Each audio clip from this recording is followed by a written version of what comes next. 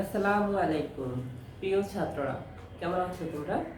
আশা করছি যে যেখানে আছো সুস্থ আছো। আমি আকলিমা আক্তার, প্রভাষক অর্থনীতি বিভাগ, ঢাকা কলেজ, ঢাকা। আজকের অনলাইন ক্লাসে তোমাদের সবাইকে স্বাগত জানাচ্ছি। আজ আমি হাজির হয়েছি মাস্টার শেষ বর্ষের গ্রামীণ অর্থনীতি নিয়ে। আজকে আমি তোমাদের নতুন একটা চ্যাপ্টার পড়াবো, সেটি হচ্ছে এগ্রিকালচার বা কৃষি। এই নিয়ে আমি আজকে আলোচনা করবো। তো আজকে আমার আলোচনার বিষয়বস্তু হলো আধুনিক কৃষি কি।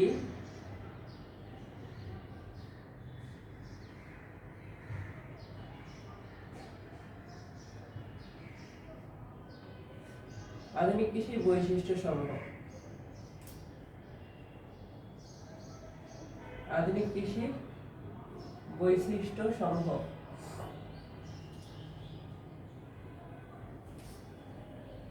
এক নম্বর টপিক। 2 নম্বর টপিক হচ্ছে সনাতনী বা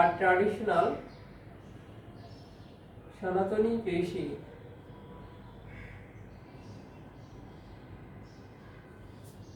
সনাতনী কৃষি কি,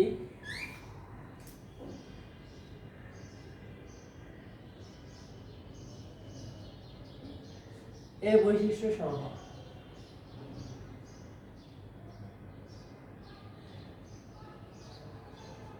এগুলো এই দুইটা টপিক নিয়ে আজকে তোমাদের সাথে আলোচনা করব। আচ্ছা, তো প্রথমেই জানা যাক আধুনিক কৃষি। আধুনিক কৃষি কি? আধুনিক কৃষি বলতে কোনগুলোকে বোঝায় বলো তো তোমরা? আধুনিক কৃষি হচ্ছে সেই কৃষি যে কৃষিতে হচ্ছে তোমার আধুনিক পদ্ধতিতে চাষাবাদ করা হয়, অর্থাৎ একেবারেই শেষ যে প্রযুক্তিটা, সেই প্রযুক্তিটা ব্যবহার করা হয়। ঠিক আছে, তো এখানে কি আছে সেটা হচ্ছে উন্নত বীজ, সার, কীটনাশক, হ্যাঁ, তারপরে তোমার রয়েছে তোমার উন্নত মানের আধুনিক সেচ পদ্ধতি, উন্নত কীটনাশকের ব্যবহার, উন্নত কীটনাশকের ব্যবহার, তারপরে হচ্ছে গবাদি পশু ও মানুষের যে শ্রম,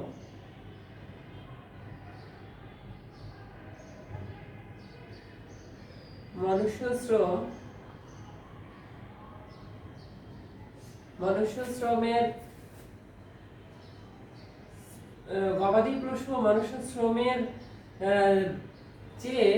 যে শ্রমগুলো, অর্থাৎ হচ্ছে আধুনিক পদ্ধতিতে যে চাষবাস, এটি বাদে আর কি, মনুষ্য শ্রমের বিপরীতে আধুনিক যন্ত্রপাতির ব্যবহার।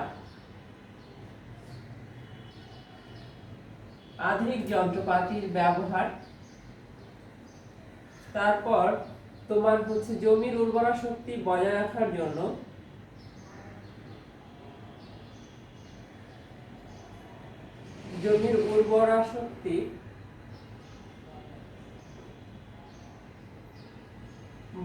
রাখার জন্য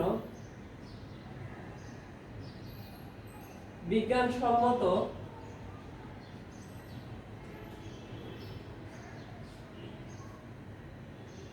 উপায় যে পদ্ধতিতে অনুসরণ করা হয়,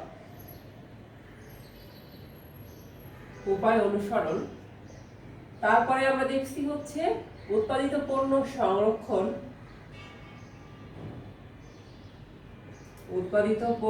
সংরক্ষণ, প্রক্রিয়াজাতকরণ,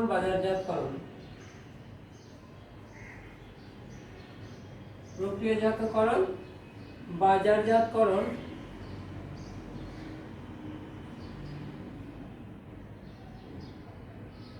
আধুনিক প্রযুক্তির ব্যবহার।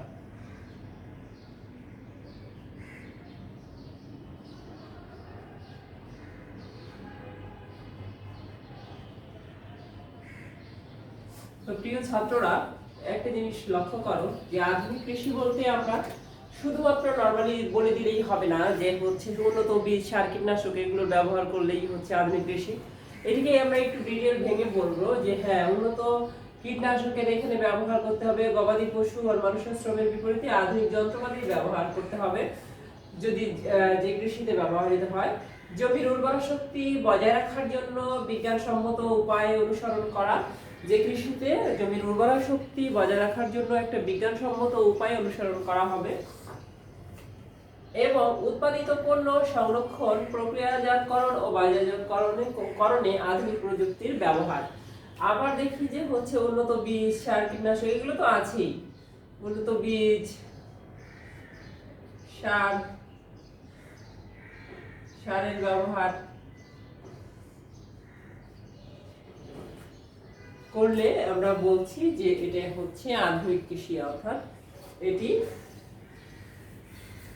একটা উন্নত প্রযুক্তির মাধ্যমে এই কৃষিটা পরিচালিত হবে, কৃষিকাজ সম্পন্ন হবে। হ্যাঁ, তো এখন আসো আধুনিক কৃষি কি, এটা তো জানলাম। এখন দেখবো আধুনিক কৃষির বৈশিষ্ট্য সমূহ। আধুনিক কৃষির বৈশিষ্ট্য সমূহ কি কোনগুলো? 1 নাম্বার হলো যান্ত্রিক পদ্ধতিতে চাষাবাদ। যান্ত্রিক পদ্ধতিতে চাষাবাদ। যান্ত্রিক পদ্ধতিতে চাষাবাদ, হ্যাঁ, এখানে আছে জমি চাষ, বিপণন, শস্য কর্তন। জমি চাষে আধুনিক পদ্ধতি ব্যবহার, বীজ বপনে আধুনিক পদ্ধতির ব্যবহার। তারপরে হচ্ছে শস্য কর্তন, মাড়াই,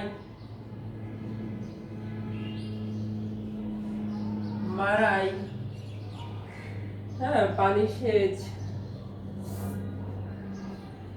তো কি দেখলাম যে হচ্ছে যান্ত্রিক পদ্ধতিতে চাষাবাদ বলতে কোনগুলোকে বুঝি যে জমি চাষ করতে যে যান্ত্রিক পদ্ধতি ব্যবহার করা হয়, অর্থাৎ ছোট ছোট লাঙল বা গবাদি পশু, এগুলোর যে ব্যবহার ছিল, এগুলোর ব্যবহারের পরিবর্তে যদি হচ্ছে জমি চাষ করতে গিয়ে যান্ত্রিক পদ্ধতির ব্যবহার করা হয়, ট্রাক্টর, আধুনিক মানের যে ট্রাক্টর আছে ওগুলো। এবং বীজ বপনে তোমরা খেয়াল করেছো উন্নত দেশগুলোতেও, এবং বীজ বপনের জন্য তারা হচ্ছে যান্ত্রিক পদ্ধতি ব্যবহার করে, এবং তাদের ওই মেশিন বা যন্ত্রপাতি রয়েছে যেগুলো দিয়ে হচ্ছে অটোমেটিকলি বীজ বপন করা সম্ভব হয়। তারপরে শস্য কর্তন, শস্য আধুনিক যে যন্ত্র রয়েছে যেগুলোর মাধ্যমে হচ্ছে শস্য কি হয়, তোমরা দেখেছো যে কিছু কিছু কৃষি যন্ত্র যেগুলো দিয়ে অটোমেটিকলি ধান কেটে নিচ্ছে বা অন্য আদার্স সব ধরনের ফসল কর্তন করছে, যেমন গম। হ্যাঁ, এগুলো কিভাবে কর্তন করছে, এই মেশিনটা যাচ্ছে আর হচ্ছে একদিক দিয়ে ফসল কাটছে, আরেক দিক দিয়ে হচ্ছে আরেকটা তোমার হচ্ছে আরেক দিকে ফসলগুলো জমা হচ্ছে বা হচ্ছে ওটা আবার সাথে সাথে নিয়ে যাচ্ছে বিভিন্ন পর্যায়ে, আবার অথবা হচ্ছে ফসল কেটেই যাচ্ছে, সারি সারি করে রেখে যাচ্ছে, তাই না? এরকম আমরা প্রযুক্তি দেখি যে শস্য কর্তনে এগুলো ব্যবহার করা হয়। তারপরে মাড়াই যন্ত্র রয়েছে আধুনিক যে কৃষি, তার মধ্যে হচ্ছে মাড়াই যন্ত্র রয়েছে। আগের মতো আর গরুর উপর বা হচ্ছে নিজস্ব যে আর কি মানুষের যে শ্রম, এই শ্রমটা ব্যবহার করতে হচ্ছে না। মাড়াইয়ের ক্ষেত্রে একটা মেশিন, এক ধরনের মেশিন রয়েছে, যে মেশিনের মাধ্যমে ফসলগুলো দিলেই ওগুলো মাড়াই হয়ে একদম আলাদা করে বস্তা হয়ে যাচ্ছে, হ্যাঁ, তো সংরক্ষণ হয়ে যাচ্ছে। তো এই মাড়াইয়ের যে কি যন্ত্র আমরা দেখি। তারপরে পানি সেচের ক্ষেত্রে উন্নত সেচ ব্যবস্থা দেখি। হ্যাঁ, এখন দেখা যাচ্ছে যে ইলেকট্রিসিটির মাধ্যমেও হচ্ছে মেশিনে পানি সেচ হচ্ছে। তো এই যে বিষয়গুলো, এই বিষয়গুলো হচ্ছে যান্ত্রিক পদ্ধতিতে চাষাবাদ এইভাবেই সম্ভব হচ্ছে। 2 নম্বর যেটা দেখবো যে আধুনিক কৃষির বৈশিষ্ট্যের মধ্যে 2 নম্বর হলো তোমার নিবিড় চাষ পদ্ধতি।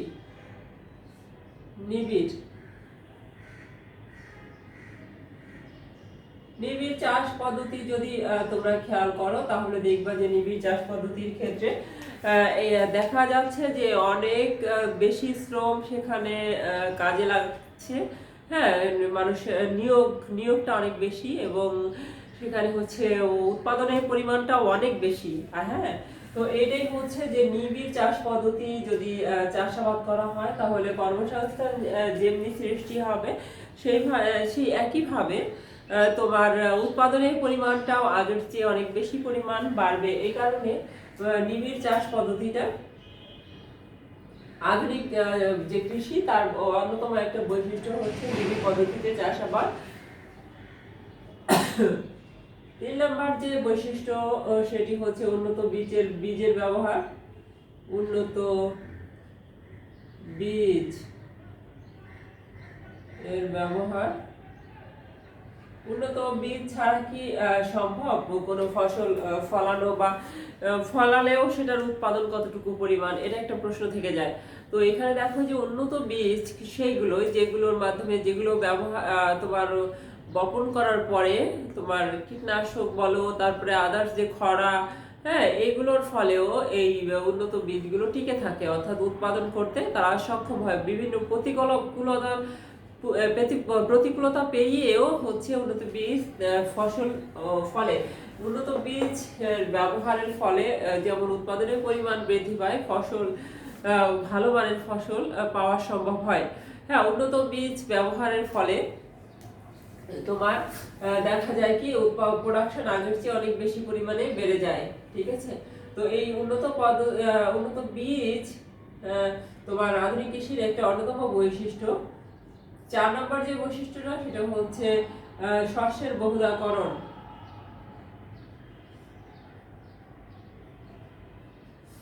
শস্যের বহুধাকরণ। প্রিয় ছাত্ররা, শস্যের বহুধাকরণ বলতে তোমরা কি বুঝো? শস্যের বহুধাকরণ বলতে কিন্তু আমরা বুঝি যে একই একটা জমিতে হচ্ছে এক ধরনের ফসল না ফলে সেখানে হচ্ছে বিভিন্ন ধরনের ফসল উৎপাদিত হয়। এটাই হচ্ছে শস্যের বহুধাকরণ। শস্যের বহুধাকরণ হলো তোমার একটা দেখা যেত কি আগে একটা জমিতে এক ধরনের ধান উৎপাদন করেই সিজন শেষ, একটা বছর শেষ। কিন্তু সেখানে আমরা এখন কি দেখতে পাচ্ছি যে একটা সিজন সময় দেখা যাচ্ছে ধান তোমার প্রথমে একটা জমিতে যদি সরিষা উৎপাদন হলো, তার আশপাশ দিয়ে দেখা যায় অনেকে আবার সবজি চাষ করছে। আবার সরিষা উৎপাদনের পরে দেখা যাচ্ছে হচ্ছে তোমার ওই একই জমিতে গম উৎপাদিত হচ্ছে, গম উৎপাদনের পরে আবার পাট উৎপাদিত হচ্ছে। হ্যাঁ, তো এই যে বিষয়টা, এটাই হচ্ছে শস্যের বহুধাকরণ। অর্থাৎ একই জমিতে তোমার হচ্ছে কিছু সময় পর পর একটা ফসল উৎপাদিত হওয়ার পরে আবার কিছু সময় পরে আবার আরেকটি ফসল উৎপাদিত হচ্ছে, এবং ওইটা শেষ হওয়ার পরে আবার আরেকটা ফসল উৎপাদিত হচ্ছে। অর্থাৎ একটা জমিতে অনেক ধরনের ফসল একটা সিজনে উৎপাদিত হচ্ছে। তো এটাই হলো শস্যের বহুধাকরণ, অর্থাৎ বহু রকমের ফসল সেখানে উৎপাদিত হচ্ছে।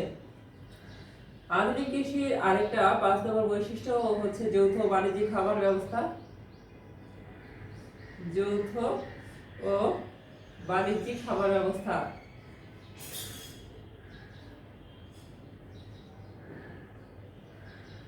যৌথ ও বাণিজ্যিক খামার ব্যবস্থা। যৌথ ও বাণিজ্যিক খামার ব্যবস্থার মধ্যে হলো তোমার খামার জমিটাকে হচ্ছে ব্যক্তি মালিকানাধীন না রেখে আধুনিক কৃষিতে কি করা হয়, যৌথ এবং বাণিজ্যিক উদ্দেশ্যে খামারটা পরিচালিত হয়। অর্থাৎ যদি যৌথ ও বাণিজ্যিক উদ্দেশ্যে যদি ফসল উৎপাদন করা হয়, সেই ক্ষেত্রে হচ্ছে উৎপাদনের পরিমাণও বেশি হয়। আধুনিক কৃষির এটা একটা অন্যতম বৈশিষ্ট্য। এর মাধ্যমে হচ্ছে কি হয়, মুনাফা অনেক বেশি অর্জিত হয়, এবং সেখান থেকে তোমার হচ্ছে যে যে অর্থনীতির একটা সচল একটা অবস্থা দাঁড়ায়। হ্যাঁ, আর যৌথ ও আধুনিক বাণিজ্যিক খামার ব্যবস্থার ফলে কৃষির সেক্টরের অনেক উন্নয়ন সম্ভব হয়, আমরা দেখেছি। 6 নম্বর যে বৈশিষ্ট্যটা, উন্নত সেচ ব্যবস্থা। উন্নত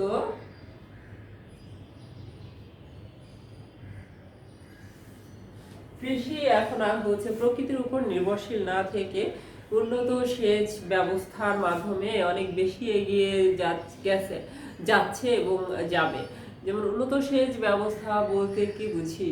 উন্নত সেচ ব্যবস্থা বলতে বুঝি যে হচ্ছে আগের চেয়ে সেচের পরিমাণ অনেক বেশি করা সম্ভব। হ্যাঁ, সেচ যন্ত্রের অনেক পরিবর্তন এসেছে এবং আগের চেয়ে অনেক বেশি সার্ভিসটা ভালো। তো উন্নত সেচ ব্যবস্থা বলতে বুঝি যে ইলেকট্রিসিটির মাধ্যমে হচ্ছে যে পাম্পের সাহায্যে পানি উত্তোলন করে ফসলের যে যে ফসলে যে তোমার পানিটা দেওয়া হয়, এটা হচ্ছে উন্নত সেচ ব্যবস্থা। তো কৃষকরা হচ্ছে এটা যদি অ্যাপ্লাই করে তাহলে দেখা যাবে যে কৃষি ব্যবস্থা হচ্ছে আধুনিকায়ন হয়েছে। এবং আর উন্নত আধুনিক আধুনিক কৃষি বলতেই আমরা বুঝবো যে হচ্ছে সেখানে উন্নত সেচ ব্যবস্থাটা রয়েছে। আর 7 নম্বর যে পয়েন্টটা সেটি হচ্ছে উন্নত সার ও কীটনাশকের ব্যবহার।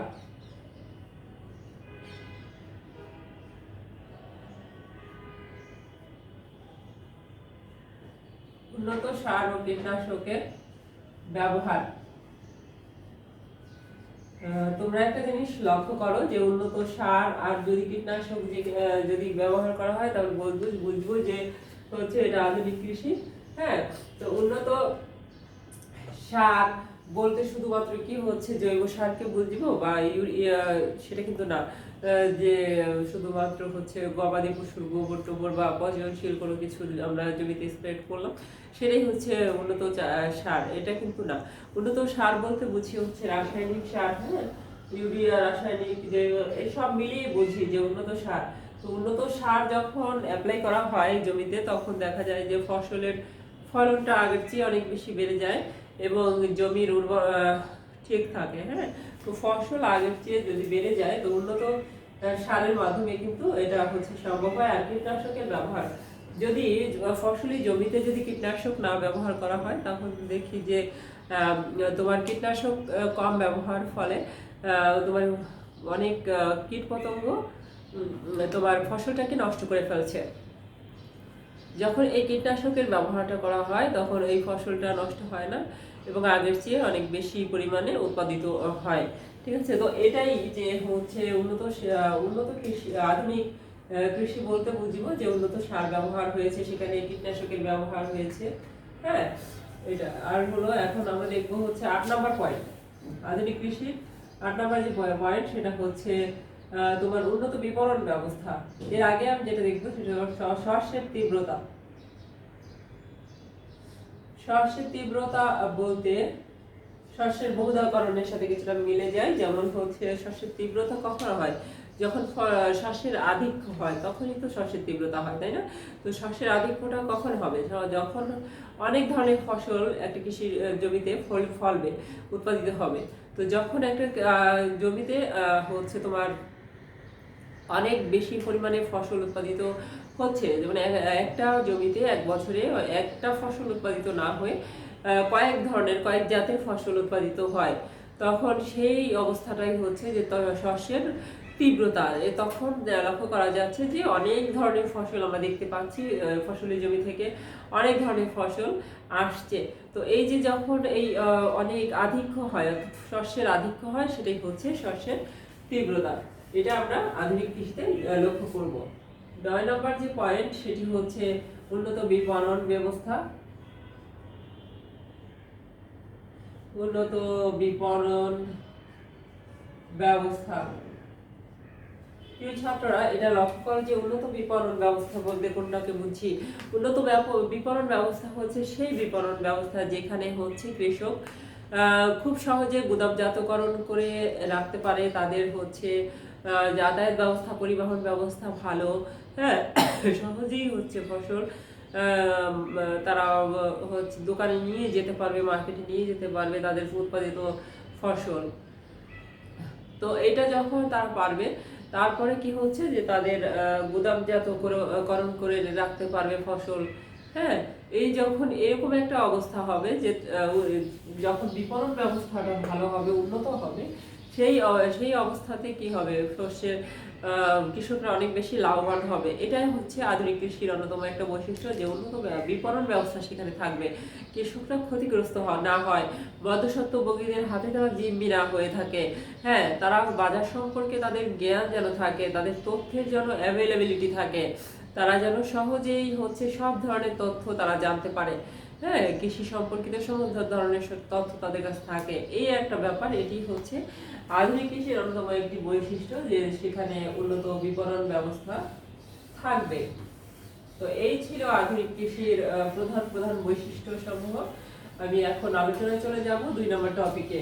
2 নম্বর টপিক যেটা ছিল সেটি হচ্ছে সনাতন কৃষি কি, সনাতন বা ট্র্যাডিশনাল কৃষিটা কি, আর হচ্ছে সনাতন কৃষির বৈশিষ্ট্য সমূহ কোনগুলো।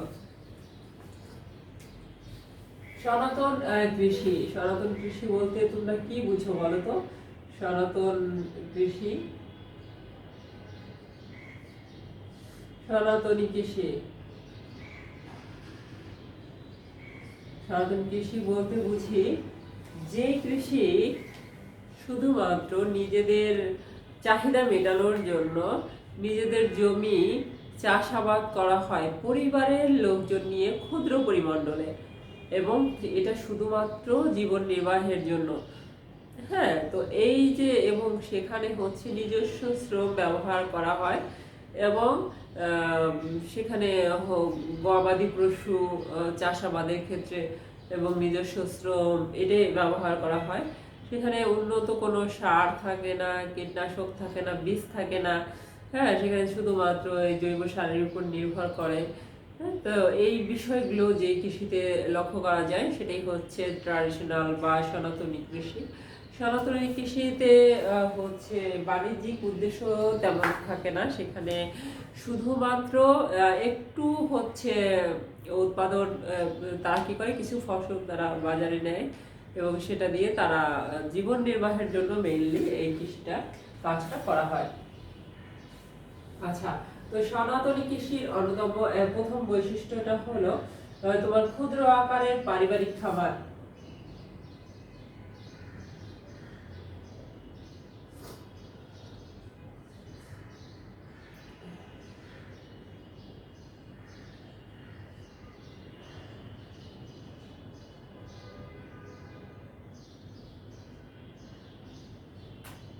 ক্ষুদ্র আকারের পারিবারিক খামার সনাতন কৃষির অন্যতম একটি বৈশিষ্ট্য হলো ক্ষুদ্র আকারের পারিবারিক খামার। এই খামারটা কিরকম হবে? খুব বড় হবে না, ক্ষুদ্র পরিসরে থাকবে এই খামারটা। ক্ষুদ্র আকারে পারিবারিক খামার, অর্থাৎ পরিবারের লোকজন সেখানে কর্মে নিয়োজিত থাকবে, চাষাবাদে নিয়োজিত থাকবে, এবং তারা হচ্ছে সেইভাবেই উৎপাদন করবে। তো সনাতনী কৃষির অন্যতম বৈশিষ্ট্য হলো ক্ষুদ্র আকারের একটা পারিবারিক খামার। ক্ষুদ্র আকারে থাকবে সেখানে পারিবারিক খামারটা, ঠিক আছে, বড় না। 2 নম্বর যে বৈশিষ্ট্য সেটি হচ্ছে গড় শস্য উৎপাদন।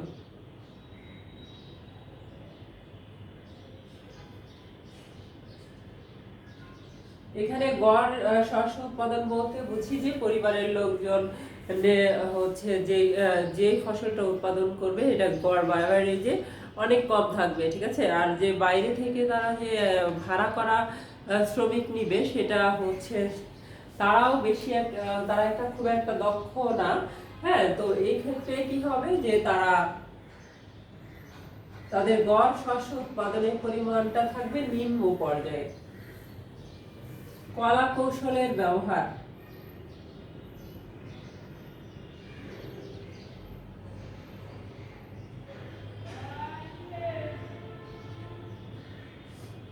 কলা কৌশলের ব্যবহার বলতে বুঝি যে তাদের আয় কম। হ্যাঁ, আয়টা কম।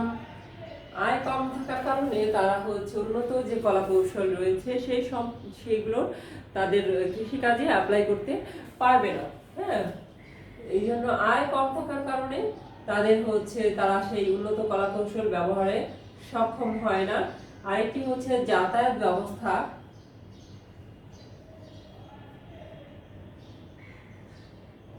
উন্নত যে আধুনিক সনাতন যে কৃষি সেখানে হচ্ছে কৃষকদের যাতায়াত ব্যবস্থাটা ভালো না থাকার কারণে তারা তাদের শস্যের যে বিপণন সেটিও করতে পারে না, ফলে হচ্ছে তারা ক্ষতিগ্রস্ত হয়। মানে এই উন্নত যে কলা কৌশল রয়েছে এগুলো তারা তাদের কৃষিতে অ্যাপ্লাই করতে পারে না, কারণ হচ্ছে তাদের যাতায়াত ব্যবস্থা ভালো না থাকার কারণে তারা আধুনিক যে যন্ত্রপাতি বা কলা কৌশল সেগুলো আনতে পারে না।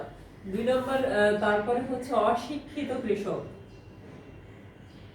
কৃষকের আয় অল্প, তারা হচ্ছে যাতায়াত ব্যবস্থা ভালো না থাকার কারণে তারা এই উন্নত কলা কৌশল সুবিধা পায় না। আর আরেকটা যে বিষয় সেটি হচ্ছে কৃষক অশিক্ষিত, অশিক্ষিত, অর্ধশিক্ষিত বা এরকম অশিক্ষিত কৃষক হওয়ার ফলে তারা উন্নত যে কলা কৌশল সম্পর্কে তারা অনভিজ্ঞ।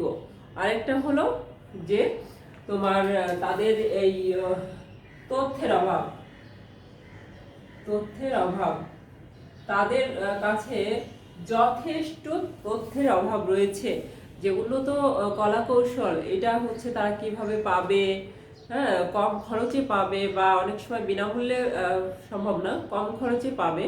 তারপরে এটা কিভাবে অ্যাপ্লাই করতে হয়, এটার ব্যবহারটা কি, এটার উৎপাদন কিভাবে, এটা দিয়ে উৎপাদন কিভাবে করে, এই বিষয় সম্পর্কিত যাদের তথ্যের অনেক অভাব রয়েছে এবং তাদের জ্ঞানের অনেক অভাব রয়েছে, এর কারণে কলা কৌশলের ব্যবহারের ক্ষেত্রে তারা অনভিজ্ঞ। তারপরে 4 নম্বর যেটা, সেটা হচ্ছে ভোগের উদ্দেশ্যে উৎপাদন। ভোগের উদ্দেশ্যে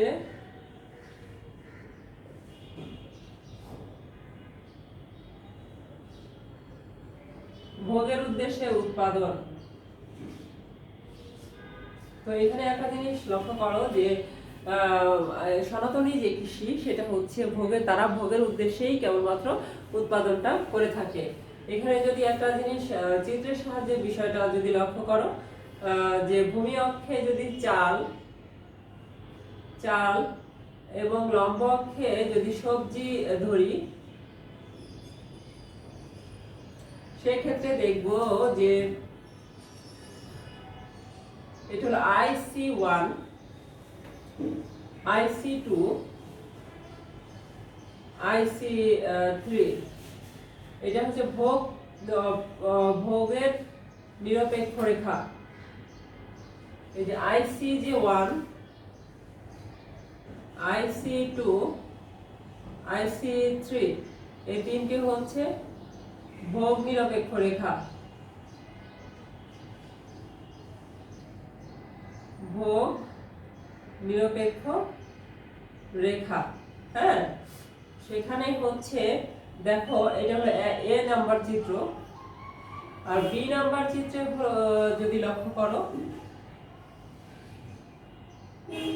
এখানে কি হচ্ছে, AB হলো উৎপাদন সম্ভাবনা রেখা, এটা B চিত্র। AB হলো উৎপাদন সম্ভাবনা রেখা, IC2 ভোগ নিরপেক্ষ রেখা।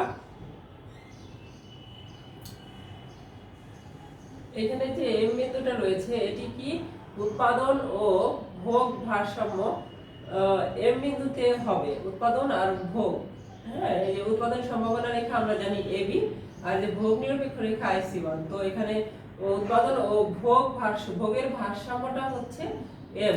তাহলে M বিন্দুটা কি উৎপাদন ও ভোগের ভারসাম্য।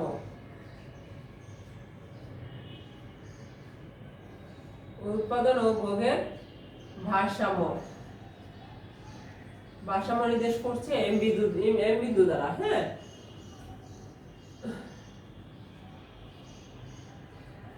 চাল আর সবজি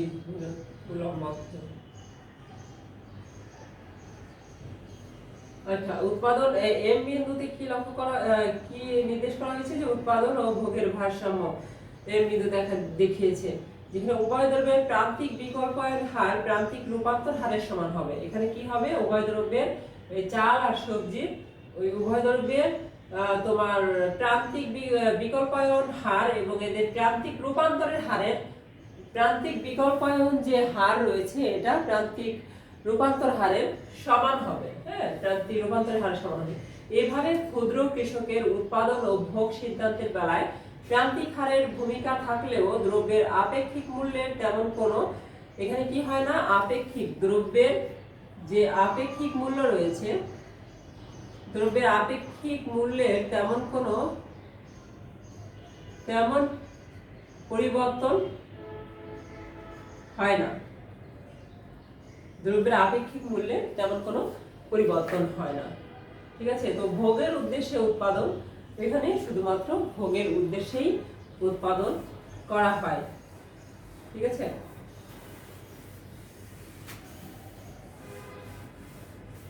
সনাতন কৃষিতে 5 নম্বর যে পয়েন্টটা রয়েছে সেটি যদি লক্ষ্য করো, শ্রমের মজুরি, শ্রমের মজুরি কম, অবশ্যই কম। সনাতন কৃষিতে শ্রমের মজুরি যারা বর্গা হচ্ছে ভাগ, তার বাইরে থেকে যে শ্রমিক কাজে লাগায় এবং হচ্ছে তাদের নিজস্ব যে শ্রম, এই মজুরি, এই যে মজুরি, শ্রমের যে মজুরি, এটা হচ্ছে অনেক কম। এই কারণেই হচ্ছে এটা সনাতন কৃষি, ঠিক আছে। মজুরি কম এবং এর ফলে তাদের উন্নতির তেমন কোনো হচ্ছে তারা উন্নত হয় না। হ্যাঁ, শুধুমাত্র মজুরি কম থাকার কারণে জীবনযাত্রা কোনো মানের উন্নতি ঘটানো সম্ভব হয় না। 6 নম্বর যেটা, সেটা হচ্ছে দারিদ্রতা। এই যে শ্রমের মজুরি কম থাকার কারণে তাদের তারা তোমার সনাতন কৃষির যে শ্রমিকরা রয়েছে এরা হচ্ছে অনেক বেশি দারিদ্র থাকে। 7 নম্বর হলো মৌসুম ভিত্তিক উৎপাদন। মৌসুম ভিত্তিক উৎপাদন,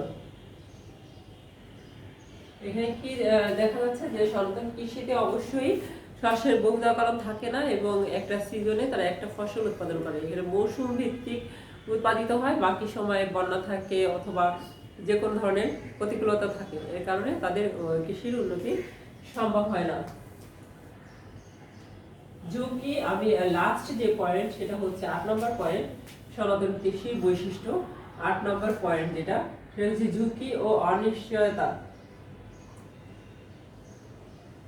ঝুঁকি ও অনিশ্চয়তা, সনাতন কৃষিতে এই ঝুঁকি আর অনিশ্চয়তার পরিমাণটা অনেক বেশি থাকে, কারণ তারা হচ্ছে পুরোটাই প্রকৃতির উপর নির্ভরশীল থাকে।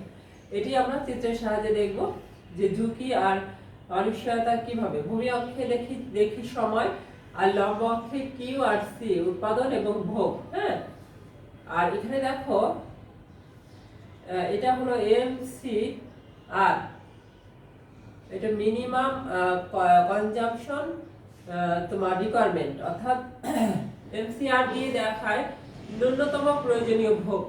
ন্যূনতম প্রয়োজনীয় ভোগ, খেয়াল করো। এরপরে তোমরা যেটা দেখবা এমসি এমডি সিএল, অর্থাৎ মিনিমাম ডিজায়ার্ড কনজাম্পশন লেভেল, অর্থাৎ যতটুকু পরিমাণ তারা প্রত্যাশা করে আর কি, যে কতটুকু পরিমাণ তাদের কৃষি থেকে আসবে। তো এখানে দেখো এই যে এ বিন্দু, এ রেখা যেটা, আর এটা হলো বি রেখা।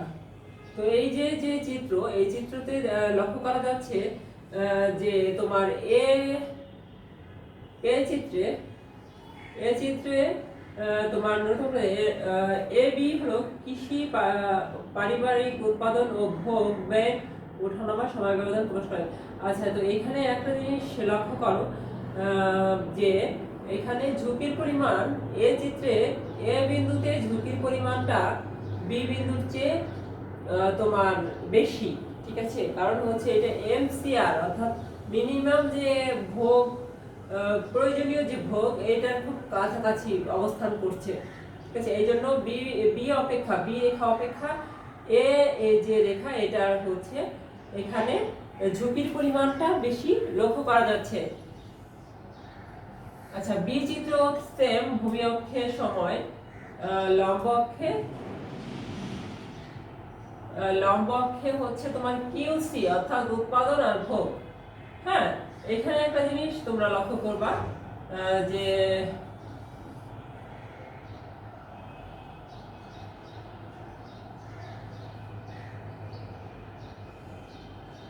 ভূমি অক্ষে হচ্ছে সময়, লম্ব অক্ষে উৎপাদন এবং ভোগের পরিমাণ। এখানে একটা জিনিস লক্ষ্য করো, এটা হলো